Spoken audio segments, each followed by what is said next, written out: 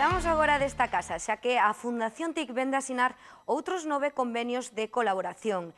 Neste caso con 9 empresas da provincia para difundir o seu traballo. Todas son un exemplo da incorporación con éxito das novas tecnoloxías nos seus modelos de negocio.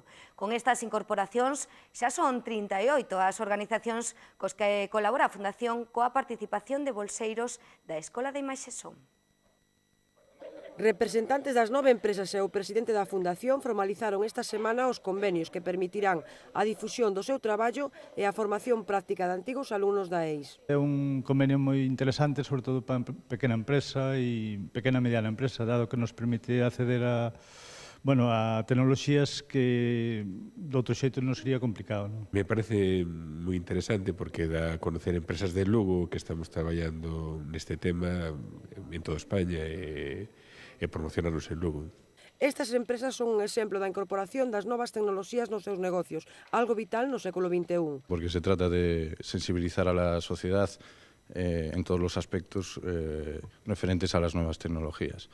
Algo que sin duda en una sociedad como la provincia de Lugo pues será un empuje importante para que el tejido económico pues siga evolucionando.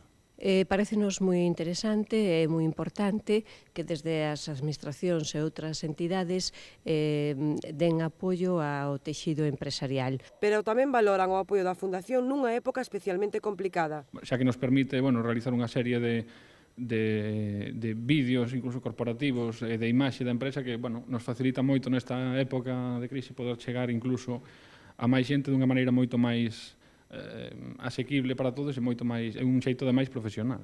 Está claro que en este momento de crisis que estamos pasando todos, pues, a única forma de salir dela é a base de innovación, de desenrolo e de investigación.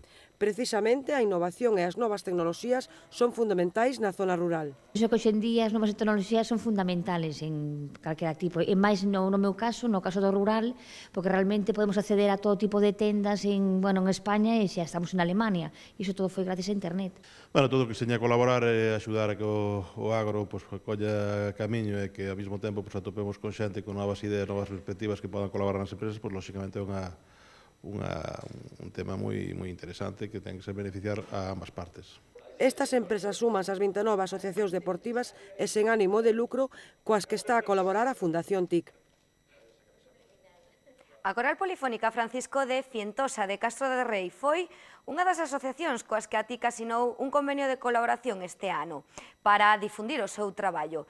Este martes, coa participación de bolseiros da EIS, gravouse a actuación que ofreceron no xeriátrico de Castro de Rei e no que se fixo un repaso ao traballo que desenvolveron desde a súa creación en 2003. Deixámosles cun dos temas estrelas deste vídeo repertorio.